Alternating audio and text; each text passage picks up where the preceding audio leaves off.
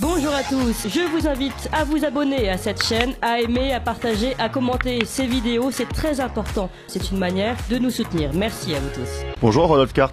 Bonjour Valentin.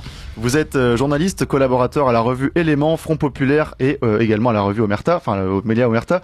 Et nous vous recevons aujourd'hui pour ce livre Georges Sorel, le révolutionnaire conservateur, aux éditions de la Nouvelle Librairie, un essai pour découvrir pour certains Georges Sorel, un penseur à la fois ambigu, qui a admiré dans sa vie Lénine autant que Mussolini, qui a été marxiste autant que conservateur, et donc c'est quelqu'un qui est évidemment essentiel pour penser aujourd'hui les nouveaux clivages, ceux qui sont adeptes de la troisième voie, de dépasser le clivage gauche-droite. Donc on va avoir une foule de thèmes à aborder aujourd'hui, puisque Georges Sorel est un philosophe extrêmement complet.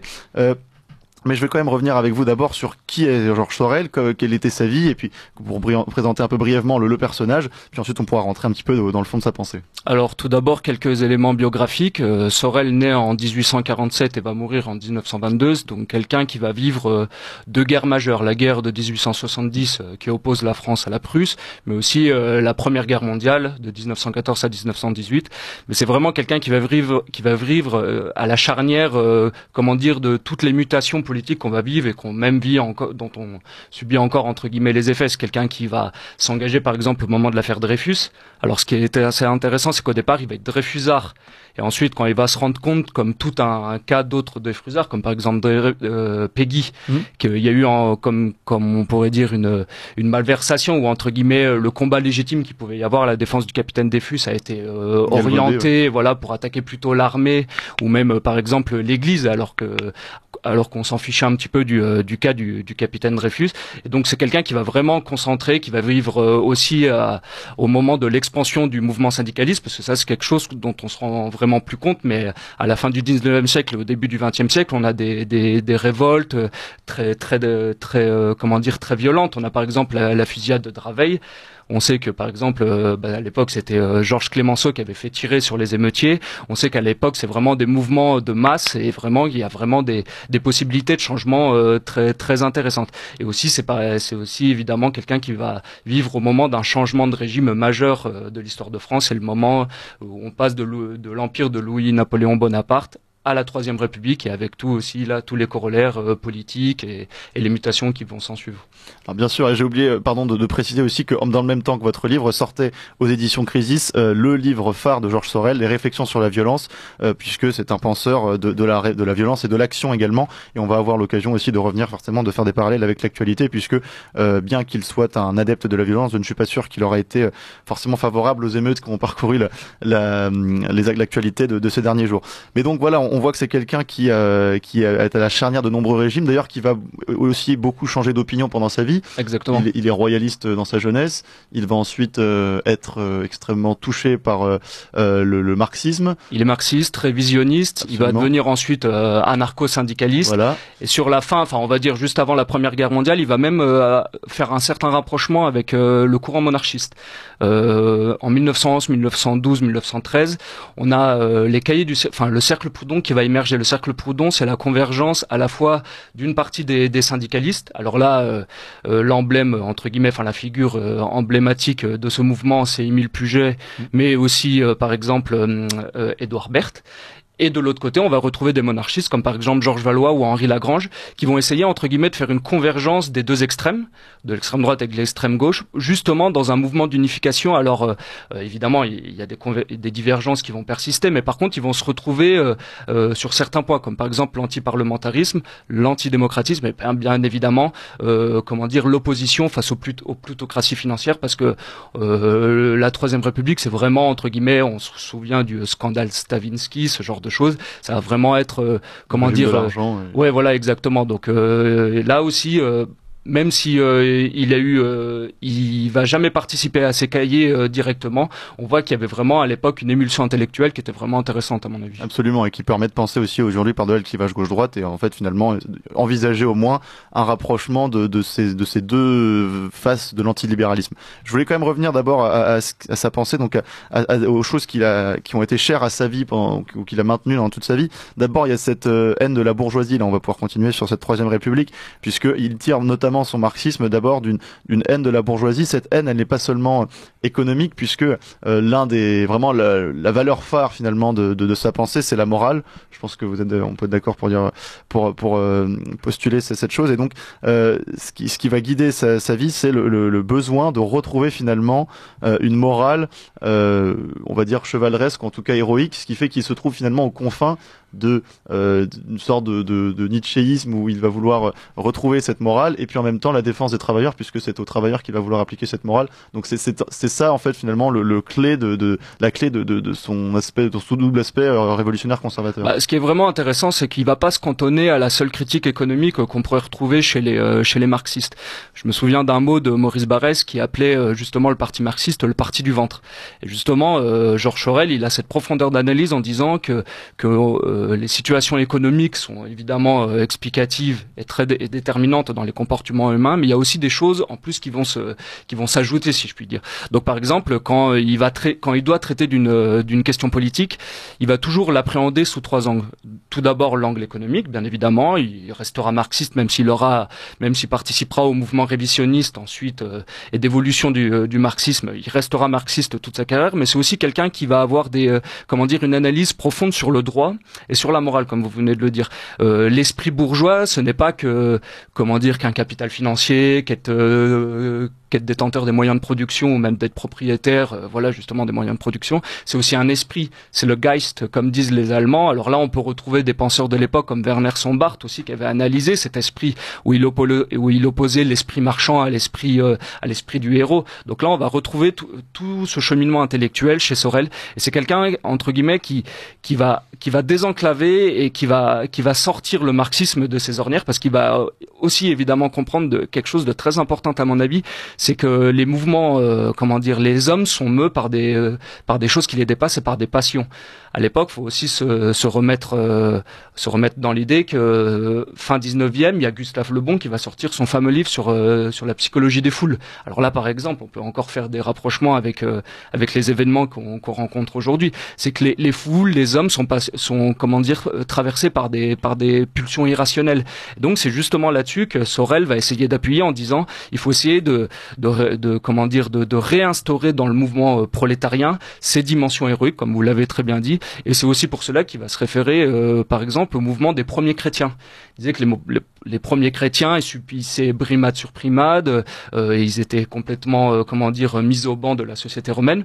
Mais par contre, ils vont avoir cette force intérieure, cette énergie qui va les faire résister. Et au final, on sait bien comment ça a fini. Les chrétiens vont prendre le pas sur justement la société antique et païenne qu'on rencontrait à Rome, et donc avec toutes les effets qu'on a connus en Europe. Et c'est ce qui va expliquer aussi son rapport ambivalent avec le christianisme, puisqu'il va refuser il va refuser de mourir avec un crucifix devant son lit, mais en même temps, il va défendre les chrétiens traditionnalistes face aux modernistes déjà à l'époque. Exactement. Donc, ce qui importe lui, c'est finalement le dépassement de la condition matérielle, et vraiment alors il va être aussi très influencé par Bergson dans la question du mythe mobilisateur, c'est-à-dire qu'il va vouloir, pour lui, l'essentiel, c'est d'amener les gens à l'action par le mythe et donc par les choses qui dépassent. Henri Bergson, c'est une figure qu'on a un peu oubliée aujourd'hui, mais par contre, il faut se remettre dans l'esprit qu'au début du XXe siècle, Henri Bergson, il est professeur au Collège de France, c'est vraiment une sommité. C'est, on pourrait dire, une célébrité internationale. Ses travaux sont repris par maintes et maintes personnes. Et puis en plus, c'est quelqu'un qui, après, la Révolution, on est donc un siècle après la Révolution, l'esprit des Lumières, entre guillemets, où on devait arriver dans une société rationnelle, ce genre de choses, on sent il commence à apparaître des discours dissidents par rapport à cette idéologie. Et même un des livres de Sorel en 1908, qui est l'idéologie du progrès, comme vous l'avez très bien dit, montrait très bien qu'en fait l'idéologie du progrès, c'était avant tout l'idéologie de la bourgeoisie. C'est ce qui lui permet d'avoir un certain discours, ce qui permet encore aujourd'hui de mettre au banc justement certaines pensées, ce genre de choses. Et donc oui, on a à l'époque toute cette émulsion intellectuelle qui va permettre d'opposer un nouveau discours au contre-discours de la Troisième République, très très rationaliste, très droit de l'homiste, ce genre de choses. Qui assèche finalement la morale et qui assèche les hommes et qui finalement empêche la révolte des classes populaires. Bah bien évidemment, voilà. Ça c'est certain. Et donc on va poursuivre. Il y a aussi un autre maître extrêmement important dans la vie de Georges Sorel qu'on n'a pas encore évoqué, c'est Joseph Proudhon. Alors là aussi il faut rendre un petit peu, remettre Proudhon à sa juste place, parce que quand on a eu un rapport assez distant à Proudhon, on peut en voir en lui un philosophe anarchiste, enfin un précurseur de l'anarchisme. En réalité il est bien au-delà de ça, et c'est quelqu'un qui est extrêmement déjà conservateur dans ses mœurs, évidemment. et qui a une certaine figure, là aussi une vertu cardinale de Sorel, c'est la romanité, c'est-à-dire la volonté de retrouver l'esprit romain. On pourrait dire qu'ils font partie d'un certain mouvement néo-romain. Comme vous l'avez très bien dit, ils sont conservateurs, que ce soit sur la question du couple, la question de la relation homme-femme ou même des mœurs en général. Par exemple, Proudhon, c'est l'auteur de la pornocratie. C'est une attaque à l'époque déjà en règle justement contre un certain féminisme, un certain côté libéral libertaire qu'on pourra retrouver ensuite chez des penseurs socialistes comme Michéa qui sont plus récents. Et effectivement, Sorel, en fait, ils vont percevoir quelque chose de très intéressant, c'est que à la base, la logique libérale s'accompagne toujours de la logique libertaire. Alors comme je l'ai dit, ça va être aujourd'hui repris par des auteurs modernes comme Jean-Claude Michéa, mais on avait par exemple Michel Clouscar qui avait écrit des livres très intéressants. Et donc on a tout ce mouvement de socialistes, anarchistes qui entre guillemets ne tombe pas dans les ornières de l'idéologie du progrès, de la culture. Aujourd'hui, la queue de comète, c'est le wokisme entre guillemets. Eux entre guillemets défendaient la famille patriarcale. Sorel avait des prévisions assez juste. Il disait qu'à partir du moment où on va commencer à déliter la figure du père, ce genre de choses, on va enchaîner toute la conséquence. Alors aujourd'hui, il pensait pas à son époque au mariage gay ou à ce genre de choses, ou à la GPA ou ce genre de choses. Mais évidemment qu'on peut retrouver une suite logique à tout cela. Oui, c'est la prise de conscience tout à fait légitime et normale quand on a un peu de bon sens, que ce qui protège d'abord les classes populaires, c'est les structures familiales et les structures qui les finalement en font des personnes particulières et les protègent du marché qui tend vers l'unité et l'uniformisation. C'est fondamental, mais c'est même une critique qu'on a pu retrouver par exemple chez une certaine pensée contre-révolutionnaire et corporatiste, en disant que bien évidemment le système de l'ancien régime avait cette arme, mais par contre c'était un système très protectionniste entre guillemets, comme vous l'avez dit, sur le plan des mœurs, sur le plan économique, sur le plan de la solidarité, des solidarités ethniques, de la famille justement. Et Marx a des paroles par exemple très dures contre la loi Le Chapelier, parce que évidemment que ça a permis de détruire les structures féodales, mais par contre ça a atomisé l'individu, ça l'a mis entre guillemets tout seul entre l'État et les patrons, et évidemment une fois qu'il n'y a plus de structure pour protéger, l'ouvrier se retrouve seul face au patron. Et même je vais pouvoir un peu approfondir. Ce qui est assez intéressant, c'est qu'à partir de ce moment-là, donc 1830, que va se créer aussi le courant socialiste, anarchiste. Parce que ce qu'il faut bien comprendre, c'est qu'à l'époque, on a trois forces majoritaires au 19e siècle en France. On a les Blancs, donc ça c'est le mouvement contre-révolutionnaire, réactionnaire, royaliste exactement. On a les Bleus. Alors là, on va plutôt retrouver les partisans de la Révolution française, mais à l'époque, on a aussi des Girondins. Enfin, c'est des personnes qui sont assez libérales entre guillemets dans leurs mœurs. Ils sont droits de l'homiste, ce genre de choses.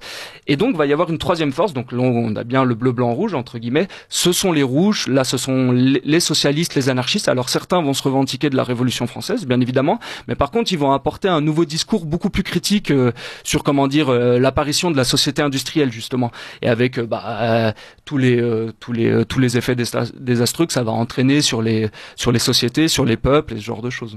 Et donc on va effectivement avoir cette critique. Alors il y a aussi une autre chose qu'il faut aussi, un autre mythe qu'il faut détruire entre guillemets, c'est sur sa vision de la propriété, puisque donc Proudhon comme Sorel n'était pas. Il y a cette fameuse phrase qui revient souvent: la propriété c'est le vol. Proudhon quand il parle de ça parle d'une propriété bien particulière qui est celle de la propriété du capital qui s'accapare finalement les fruits des travailleurs. Mais on a vraiment une volonté chez Proudhon et chez Sorel de garantir au contraire une propriété pour tous les citoyens. Et on retrouve en fait cette vision de la structure qui doit protéger et en fait accumuler les contre-pouvoirs pour créer une société équilibrée. En fait, il faut bien comprendre chez ces auteurs que c'est des auteurs par phase. C'est des auteurs qui vont évoluer. Alors comme vous l'avez très bien dit, le Proudhon de 1840, c'est le Proudhon de la fameuse phrase « le vol c'est la propriété ». Alors faut bien se remettre aussi là en tête qu'il écrit ça au moment de la monarchie de Juillet. Donc là on est au moment de la monarchie Orléans. C'est là le droit de propriété, c'est le droit roi, c'est une bourgeoisie qui est en train de se construire construire. Donc quand à l'époque Proudhon fait cette déclaration, il provoque un véritable tollé. On lui envoie des lettres de menaces. C'est vraiment très dur. Mais par contre, il va évoluer entre guillemets. Quand il déclare en 1840 que la propriété c'est le vol, en 1862, il me semble de tête, quand il reprend cette notion de propriété, il va justement l'opposer par exemple à la puissance accaparatrice de l'État ou même des sociétés industrielles. Il va dire la propriété c'est vraiment la propriété individuelle, vous l'avez très bien rappelé, c'est pas la propriété accumulative où les gens accumulent X nombre d'appartements pour se créer de véritables empires. Là c'est vraiment la petite propriété sur encore le modèle romain à la Virgile si vous voulez. C'est le petit paysan qui laboure sa propre terre, qui est maître sur sa propre terre et qui entre guillemets laisse tranquille ses voisins, ou alors il peut y avoir des petites communautés ou des démocraties mais vraiment très proches des démocraties directes quasiment. Et oui effectivement c'est des gens qui vont nous ramener comme ça à notre idéal romain entre guillemets. C'est l'idéal du petit citoyen laboureur, soldat exactement.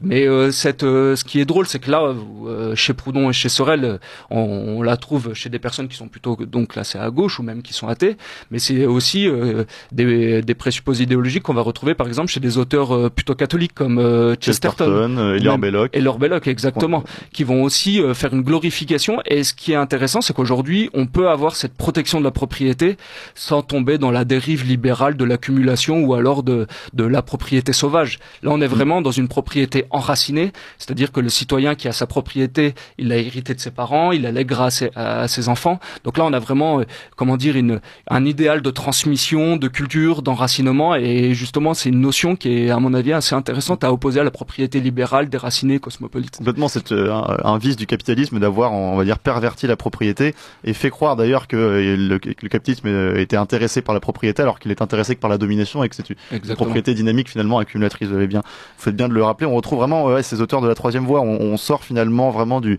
clivage gauche-droite et c'est vrai que ça fait aussi naître un courant qui va ensuite parcourir jusqu'à au lendemain de la Seconde Guerre mondiale et par exemple les programmes du Conseil national de la résistance aussi, oui. On essaye finalement de casser cette opposition qui a marqué le 19e siècle et le début du 20e entre capitalisme et socialisme. Exactement. Vous le mentionnez très bien, par exemple la notion de participation que voulait mettre en place le général de Gaulle, on peut dire que c'est une doctrine sociale. René Capitan, il était entouré entre guillemets de gaullistes sociaux comme on avait dit. Mais aussi ce qui est intéressant c'est que à l'époque ces penseurs anarchistes, socialistes, syndicalistes se désolidarisaient du mouvement de gauche qui était vraiment assimilé à la République. Et par exemple ce qui est très intéressant sur la période actuelle et notamment sur le côté des racailles, c'est qu'à l'époque ces mouvements entre guillemets avaient des positions très dures contre la racaille. À l'époque ils appelaient ça le lumpenprolétariat. Et je sais que par exemple Engels qui est le co-auteur du manifeste du Parti communiste avec Marx, avec des paroles tout à fait très dures envers cette lie d'individus, cette racaille, et même Marx par exemple qui reprenait l'exemple des Lazzaroni. Les Lazzaroni c'était entre guillemets des petits brigands napolitains qui vivaient au jour le jour de petites rapines. Et par exemple déjà à l'époque, les penseurs socialistes se sont dit est-ce qu'on peut intégrer ces individus pour nous aider dans le mouvement social? Et eux, ils étaient complètement ils étaient radicaux sur la question. Ils disaient non, bien évidemment que non, il faut pas du tout qu'il y ait de convergence des luttes avec ces gens-là. Ces gens-là corrompent le mouvement social. Donc là, on a... Et ce sont les meilleurs alliés de la bourgeoisie puisqu'ils entretiennent l'insécurité, ils entretiennent la peur. Exactement. Et aujourd'hui, on le voit, les émeutiers ou même les casseurs, il n'y a aucune considération haute ou idée directrice d'une volonté, ou projet politique, d'une volonté entre guillemets de libération véritable des banlieues. On est dans la pure rapine, dans le pur appétit matérialiste. Et par exemple aujourd'hui quand on voit tout, votre chroniqueur l'a très bien rappelé, Bilongo par exemple, ou la LFI, Mélenchon, David Guiraud ou Antoine Léaumont, quand ils essaient de draguer cet électorat entre guillemets, ils font défection par rapport à la véritable tradition socialiste. Ils sont en complète rupture. Bien évidemment, c'est certain. Pour des basses raisons électoralistes, et d'ailleurs ça peut nous amener à l'un des livres phares, donc qui est réédité aux éditions Crisis, Réflexion sur la violence de Georges Sorel, où il considère la violence finalement comme il ne l'adule pas en tant que telle. Il dit que elle est bonne parce que elle permet de reviriliser finalement les classes populaires, mais en aucun cas elle doit servir d'abord un projet politique d'émancipation. Bien sûr. Alors là, il faut un peu revenir en arrière aussi, je pense.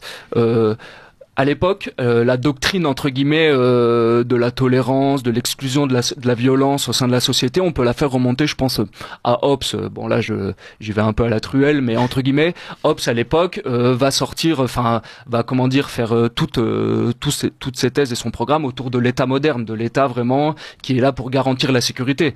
Polémos c'est guerre de toute chose, selon la célèbre phrase des Grecs. Donc il se rend bien compte. En plus à l'époque, faut se remettre en tête qu'il écrit à l'époque des guerres de religion. C'est-à-dire, c'est les guerres intestines, c'est les guerres les plus terribles. C'est vraiment, comme on dit la formule, où le frère s'arme contre le frère et il s'arme contre le père. Enfin, c'est vraiment des guerres vraiment terribles. Mais par contre, Sorel va arriver et va dire, oui, d'accord, c'est très bien, entre guillemets, d'avoir mis au banc, entre guillemets, la notion de violence, ce genre de choses, mais par contre, elle est fondatrice au niveau des sociétés. Et on sait très bien que la constitution d'institutions dans une société, c'est pour, entre guillemets, endiguer cette violence. Ou, entre guillemets, que les hommes, au lieu d'interagir entre eux par la violence et le rapport de force, le fassent par le biais, par exemple, d'élections, ce genre de choses. Mais par contre, quand ces institutions, comme aujourd'hui, sont remises en cause, qu'on n'a plus, une idée qui surpasse la société, comme ça peut être l'idée de Dieu, l'idée de nation, l'idée de peuple, entre guillemets, on arrive dans un ensauvagement total au niveau de la société, horizontal, où les gens vont s'étriper, vont se jeter les uns sur les autres et tout. Donc là, l'importance de ce livre, la réflexion sur la violence de Georges Sorel, c'est qu'il va reposer ces questions, en disant qu'est-ce qu'elles nous apprennent, ce genre de choses. Et là aussi, c'est très intéressant. Parce que par exemple, Georges Sorel n'aurait pas du tout donné un blanc-seing aujourd'hui aux émeutiers. Oui. Georges Sorel, c'est quelqu'un à l'époque qui critique le tournant de 1793, avec l'apparition de la terreur, en disant que bien sûr que non. En fait, Sorel, dans sa tête, l'idée de violence, comme vous l'avez très bien dit au début de notre entretien, elle a un rapport consubstantiel à la morale. C'est vraiment l'idéal guerrier, de l'honneur, ce genre de choses. Il va faire souvent référence aux guerriers homériques, même aux guerriers de Napoléon ou même aux chevaliers du Saint Graal, ce genre de choses. Alors il écrit ce livre quelques années avant la Première Guerre mondiale, donc exactement. Il n'y a pas encore cette dimension technologique de la guerre aussi, qui déshumanise et qu'on va retrouver chez Junger par exemple. Et même, je trouve un autre point de convergence avec notre époque actuelle, c'est que Sorel, à l'époque, écrit ce livre en parlant que la violence fait partie et intégrante des sociétés et qu'il faut penser cette question. Et à l'époque, déjà, les pacifistes, ceux qui professent un certain angélisme lui tombent dessus en lui disant oui, vous professez une morale d'Apache. Mais par contre, Sorel, au moment de la Première Guerre mondiale, alors qu'il avait au début, avant cette période, parlé de la notion de violence, des fois de manière un peu radicale, il faut l'avouer. Et c'est quelqu'un qui va pas du tout tomber dans le bellicisme, en fait, dans le il sera pas du tout en guerre, il sera plutôt non pas dans un pacifisme de défense. Mais il rejettera l'union sacrée, par exemple. Oui, voilà, par exemple. Alors bon, il a certaines raisons qui lui sont propres, mais par exemple, une critique à mon avis qui est assez intéressante, c'est qu'il va très bien mettre en jeu que c'est avant tout le sacrifice de populations prolétaires, entre guillemets, au profit des bourgeoisies transnationales et européennes déjà à l'époque. Sorel, c'est quelqu'un qui voit, comme par exemple Vilfredo Pareto, le célèbre sociologue italien, que cette guerre civile entre Européens, elle va faire le jeu, après tout, de la puissance américaine. Déjà, ces personnes-là, ils voient que la main, de l'oncle Sam commence à se profiler sur l'Europe, ce genre de choses. Et aujourd'hui, le parallèle qu'on peut faire, qui est assez intéressant, c'est que quand on est en période pacifique, vous avez des grandes âmes, comme par exemple Raphaël Glucksmann ou BHL, qui vont se faire les professeurs de la tolérance, de l'humanisme, du cosmopolitisme. Mais par contre, dès qu'on passe dans des périodes de guerre, comme sur le conflit russo-ukrainien, c'est des gens qui vont être totalement bellicistes, en guerre, qui vont être là pour la production de munitions, en plus dans des guerres de proxy, qui sont des guerres vraiment insupportables. Et justement, c'est assez drôle ce distinguo. Absolument. C'est parce que c'est aussi ce que dit Bernanos dans Lettres aux Anglais, par exemple, où il explique que la bourgeoisie n'a jamais servi que ses propres intérêts et que donc elle était pacifiste au moment où le pacifisme servait ses intérêts, et au moment où la guerre devient nécessaire, elle fait la guerre avec le même angélisme avec lequel elle défendait la paix il y a quelques mois avant. Ah oui, mais pour revenir à la notion de violence, puisque vous avez raison de dire qu'elle est centrale sur la société, là on peut encore faire un parallèle avec l'actualité toute récente, toute chaude. On a ce préfet de l'Hérault, je sais pas si vous avez vu ça hier, qui a fait une sortie qui a marqué aussi beaucoup Sandrine Rousseau et consorts, puisque il revendiquait que pour donc ces émeutiers qui brillaient des voitures, de leur donner, je cite, une claque et au lit, deux claques et au lit, pour finalement à leur apprendre en fait la notion de sanction. Et on voit aujourd'hui que ces mêmes gens qui sont très angéliques sur la manière d'éduquer les enfants, toujours dans la non-violence, dans le fait limite de s'abaisser au niveau des enfants, en fait produisent une société encore plus violente que ce que une société autoritaire et patriarcale pourrait faire. En fait, ce qui est aussi intéressant dans le peuple, c'est qu'on voit comme un revirement de morale. Aujourd'hui, par exemple, vous avez vu l'incroyable succès de la cagnotte pour les policiers. Alors on peut trouver ça indécent, qu'importe.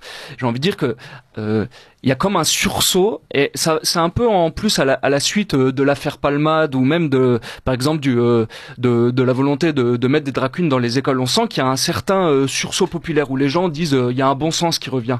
C'est une notion qu'on a souvent décriée. On a souvent dit oui, le peuple français est abruti par une sous-culture américaine de masse, une culture racaille, ce genre de choses, ce qui est vrai aussi dans les marges. Mais par contre, on sent qu'il reste des poches de bon sens dans ce peuple français. À l'époque, George Orwell, que vous avez mentionné juste avant, parlait de common decency. Et c'est vrai qu'on retrouve des éléments de résistance. Et ce qui est intéressant, c'est que l'accumulation de ces petites actes de résistance, ça fabrique, un environnement mental qui permettra peut-être demain d'opposer des véritables oppositions à ce gouvernement et à ce genre de choses. Donc, ce sont des éléments assez intéressants, je pense. Ça prend en compte, et puis qui montre finalement que c'est dans l'inconfort et dans la contrainte qu'on progresse, et non l'inverse. Et on aura l'occasion de revenir là-dessus. On va aussi revenir sur d'autres traits de la pensée de George Sorel, son pessimisme. On verra que son pessimisme est loin d'être un pessimisme nihiliste. On aura aussi l'occasion de se pencher sur ses relations dans son temps avec ses époques et ses affaires politiques. Mais tout de suite, il est dans quelques secondes 9h pile sur ligne droite, et on va faire un tout petit point d'information.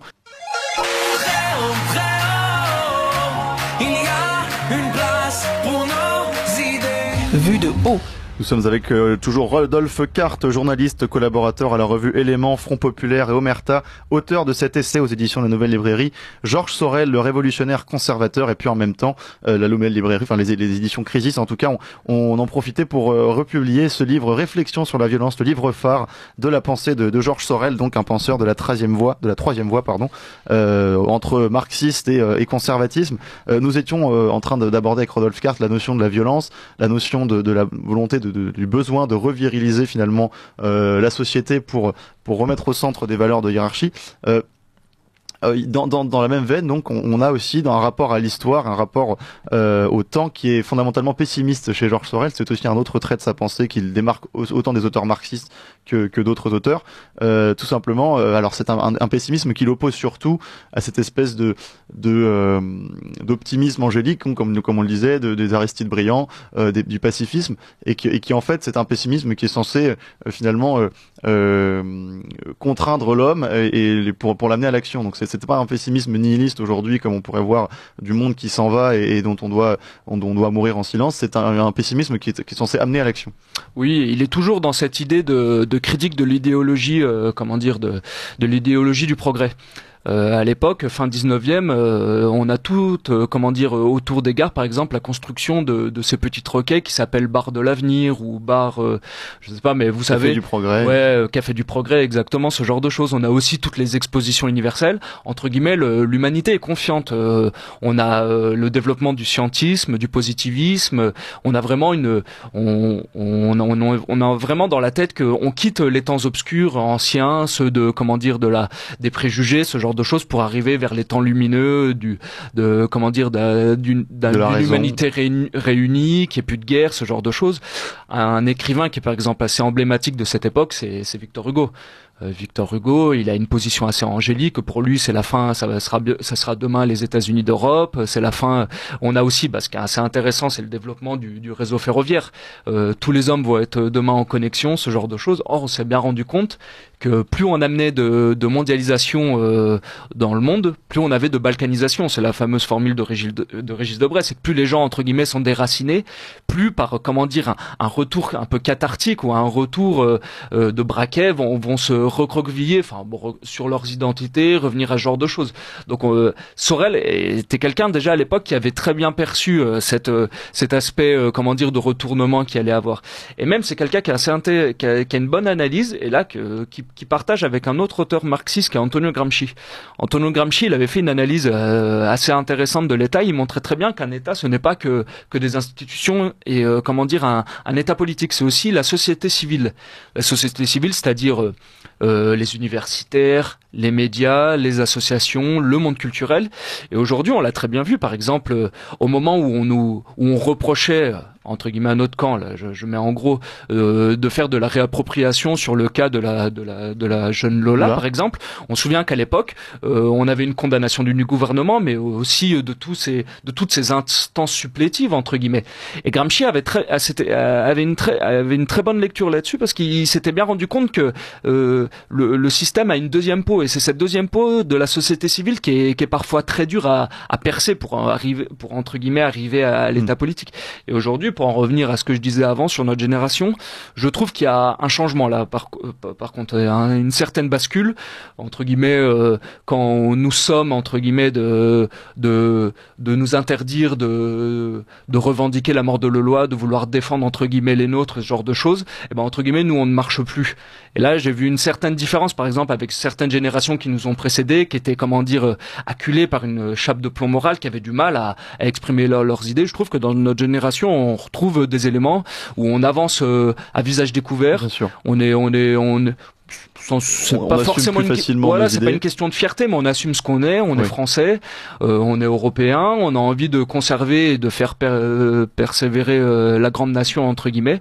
Donc oui, je trouve qu'il y a une certaine bascule morale là, entre guillemets, quelque chose qui était cher à Sorel. En tout cas, c'est un début, mais même s'il y a encore énormément de travail, ça c'est certain, ça. Notamment sur le plan culturel. Et d'ailleurs, cette pensée européenne, ça m'amène à aussi une partie de votre livre qui se concentre sur les relations que Sorel aura avec les différents pays européens, puisqu'il va être aussi très lu en Europe. À l'époque, c'est un penseur qu'on a beaucoup oublié, notamment que la gauche a un peu enterré, puisque c'était un peu le mauvais élève du marxisme, qu'elle a voulu faire un peu main basse. Là, c'est la préface de votre confrère David Lépée qui l'explique. Elle a voulu faire main basse sur l'histoire du socialisme, et donc elle a vraiment relégué dans les tréfonds des penseurs comme Sorel qui étaient anti-progressistes, par exemple. Oui, effectivement, c'est les thèses là de Zerf-Sternel sur la droite réactionnaire. Zerf-Sternel va montrer qu'entre guillemets, sa thèse, c'est que la France a fait une GPA du fascisme.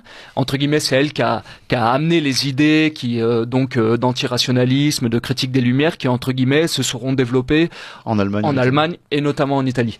Et donc cette thèse sera reprise par les nouveaux philosophes, par André Glucksmann, par BHL. Ils montreront très bien qu'entre guillemets Proudhon, Sorel, tous ces penseurs, Leroux, étaient entre guillemets, je sais plus la formule de BHL, il me semble des princes du pétainisme social.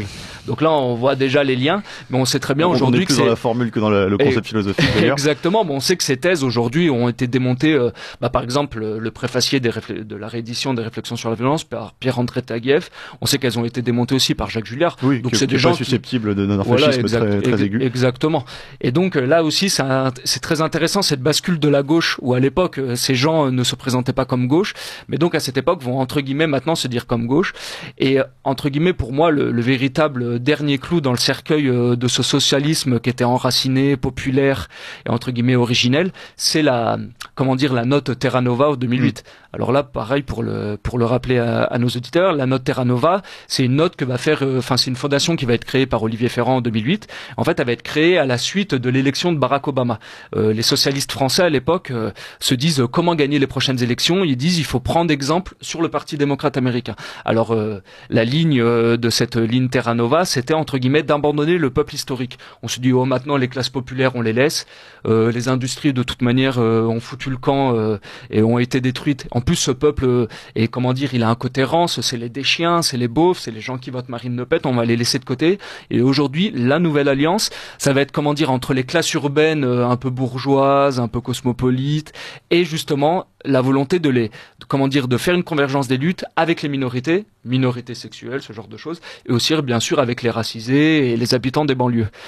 Et aujourd'hui, je trouve que par exemple sur le côté de la cagnotte, ou même par rapport au vote de 2002 au second tour, et même on peut le dire avec une suite d'éléments comme ça, on retrouve vraiment aujourd'hui quasiment deux France, je veux dire, face à face. Alors d'un côté, on a cette alliance transethnique entre la bourgeoisie plutôt blanche, urbaine, et les quartiers populaires, lumpenprolétariat islamiste, et de l'autre côté, on retrouve cette France périphérique, alors composée majoritairement d'autochtones, mais aussi avec quelques individus assimilés qui prennent corps aussi. Complètement, oui. Donc c'est assez drôle aujourd'hui cette partition qu'on retrouve de deux France entre guillemets qui se font face à face. Les travailleurs d'ailleurs, on pourra en parler, mais il suffit de prendre un chauffeur Uber dans Paris avant les élections, les 9 chauffeurs Uber sur 10 que je prends pas très souvent le Uber d'abord je précise, mais bon, quand même, quand j'en prenais, je discutais, ils votaient tous Marine Le Pen alors qu'ils étaient issus de l'immigration, parce qu'ils en avaient marre de se faire menacer leur voiture par des racailles qui, elles, en plus, vivent des aides sociales. Tout à fait. Donc on a quand même, Sorel a cet intérêt aussi de, notamment dans les clivages aujourd'hui possibles, de penser une pluralité de déterminisme. Enfin forcément culturel, économique et ethnique, et pas seulement comme aujourd'hui on a tendance aussi dans la droite très identitaire à ne penser que à ne voir que le versant ethnico-culturel et à gauche pure ne voir que le déterminisme économique. Justement, c'est très important ce que vous dites, parce que évidemment que cette racaille du bas, c'est barbare entre guillemets, c'est une formule d'Ouria Boutelja, donc on peut rien me reprocher. Évidemment qu'il faut la combattre, et évidemment qu'il faudra reconquérir ces territoires qui sont pas perdus par la République mais par la France. La République est un régime en France, ce n'est pas toute la France. Je veux dire, quand on dit il faut reconquérir ces territoires perdus par la République, c'est faux. Ce ne sont pas des territoires perdus par la République, ce sont des territoires qui appartiennent à la France. Perdus par la France et livrés par la République. Exactement. Donc là-dessus, il faut faire une petite distinguo. Et puis, évidemment, là, je vais rebondir sur ce que vous venez de dire, parce que évidemment qu'il faut s'attaquer à cette racaille du bas, mais il faut aussi ne pas négliger celle d'en haut. Évidemment, entre guillemets, si je fais une métaphore, c'est très bien de s'en prendre entre guillemets aux esclaves, mais il faut aussi s'en prendre aux esclavagistes, parce qu'entre guillemets, qui a fait venir ces masses entre guillemets extra-européennes ou plutôt hostiles en France et en Europe? C'est avant tout une certaine classe dirigeante. Qui nous a poussé entre guillemets dans l'européisme maastrichtien, c'est une certaine classe. Qui nous a poussé dans le droit de l'homisme, dans le sans-papiérisme, dans l'humanitarisme, et qui a absolument pas protégé la France au niveau de ses industries, de son économie, de ce genre de choses, c'est avant tout une certaine classe dirigeante. Donc là, oui, il faut dénoncer aujourd'hui ces émeutes, ce genre de choses, le clivage religieux qu'on peut rencontrer, le clivage ethnique, tout ce que vous voulez, d'accord. Mais il faut aussi ne pas oublier que c'est avant tout aussi les effets d'une cause, et cette cause, c'est aussi cette bourgeoisie, et cette bourgeoisie pourtant, elle est blanche, elle est tout ce que vous voulez, mais il faut aussi s'attaquer à cette engeance, entre guillemets. Complètement, et ça permet, c'est pour ça je pense que vous avez voulu aussi refaire redécouvrir Georges Sorel, c'est que c'est quelqu'un qui nous permet de penser par-delà ce clivage gauche-droite qui aujourd'hui, on le dit depuis 5-6 ans, mais qui est désuet, et qui en fait permet, je pense qu'aujourd'hui Georges Sorel aurait été parfaitement du côté des Gilets jaunes par exemple, et que donc il y a aussi par-delà cette menace civilisationnelle migratoire, une menace mondialiste qui elle a beaucoup plus de pouvoir, en tout cas beaucoup plus de levier de pouvoir, et qui menace autant, sinon plus, les peuples européens et français que cette idéologie migratoire. Bah oui, parce que par exemple là dans son dernier meeting, Éric Zemmour est revenu sur ce conflit de civilisation qui est pas du tout à négliger, qui existe, qui est vrai.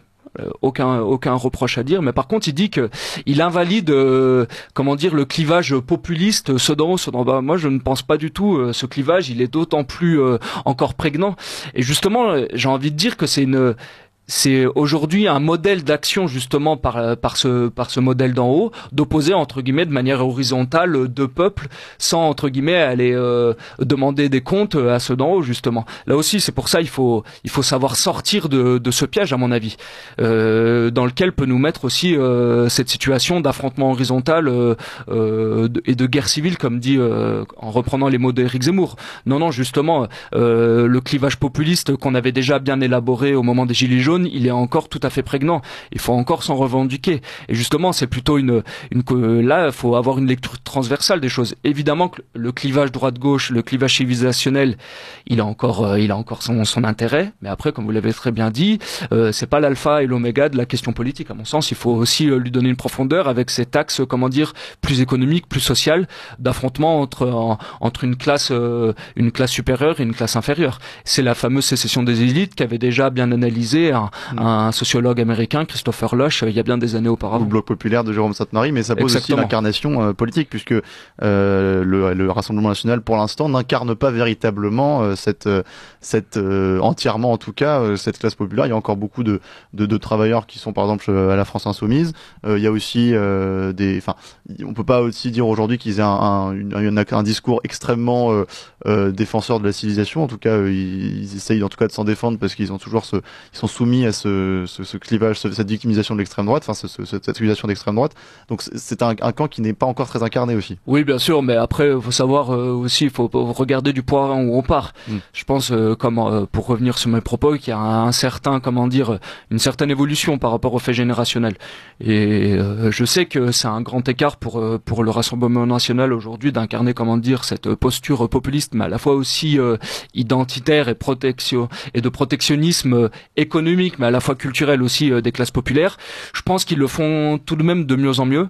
On a des personnages intéressants comme Jean-Philippe Tanguy, par exemple, qui ont des positions assez dures, par exemple, sur le protectionnisme, sur la notion de souverainisme, et d'autres à côté qui donnent un peu le change sur le côté identitaire. Alors bien évidemment, à droite, Reconquête a des positions très dures aussi, donc qui entre guillemets centrise et va pousser un peu plus vers la gauche le Front National, mais là, le Rassemblement National, mais là, bon, après on est dans la petite cuisine politicienne, donc bien évidemment chacun essaie de tirer les marrons du feu, et bon là-dessus, gageons de voir et on verra bien ce qui se passera. Ouais.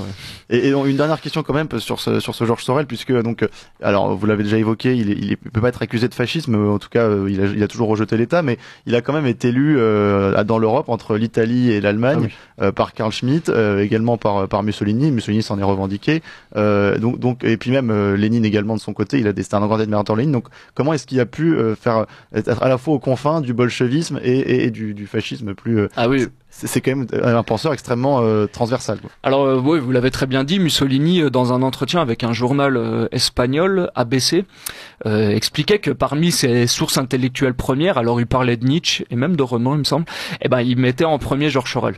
Alors bon, c'est c'est un accaparement un peu abusif, parce qu'on sait très bien la formule fasciste et mussolinienne de il n'y a rien en dehors de l'État, tout pour l'État, rien contre l'État, alors que justement Sorel, il est sur cette tradition fédéraliste d'opposition à l'État qu'il avait déjà chez son maître Proudhon, par exemple. Mais par contre, il y a une notion qui est assez intéressante de Carl Schmitt, comme vous l'avez très bien mentionné, c'est que Carl Schmitt, il va critiquer entre guillemets le côté parce que Sorel, il va oublier un peu le côté national, justement comme acte mobilisateur. Et il était un peu trop prostré sur le côté économique des choses. Et je pense que là, Carl Schmitt avait une analyse assez fine en disant que c'est un peu un mix des deux en fait. Et donc entre guillemets, pour avoir un mouvement national populiste assez intéressant, il faut Sorel sur la critique économique, mais il faut aussi un Maurice Barrès par exemple sur la critique identitaire. Complété avec d'autres auteurs. En tout cas, on vous invite également à lire d'abord le livre Réflexions sur la violence de Georges Sorel aux éditions Crisis, et puis évidemment pour connaître un peu plus globalement la pensée de Georges Sorel, Le révolutionnaire conservateur, écrit par vous, Rodolphe Card, donc aux éditions de la Nouvelle Librairie, qui brosse très bien cette pensée. Merci en tout cas beaucoup. Je rappelle que vous êtes donc journaliste et collaborateur à la revue Éléments, Front Populaire et Omerta, et que donc vous avez signé cet essai Georges Sorel, le révolutionnaire conservateur, aux éditions de la Nouvelle Librairie. Merci à vous.